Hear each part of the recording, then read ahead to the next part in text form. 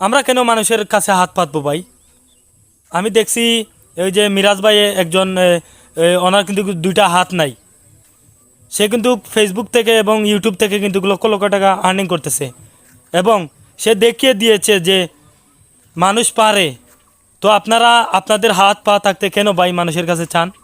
লজ্জা করার দরকার আপনারা।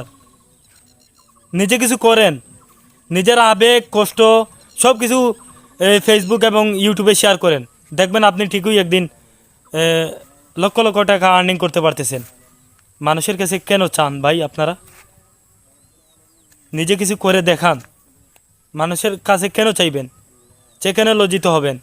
আমি তো দেখছি যাদের কাছে আপনারা 2-5 টাকা চান, তারা আপনাদেরকে গার ধাক্কা মেরে বিদায় করে দেয়। তাহলে কেন মানুষের কাছে হাত পাতবেন? নিজে কিছু করান, দেখবেন ঠিকই কিন্তু। আরে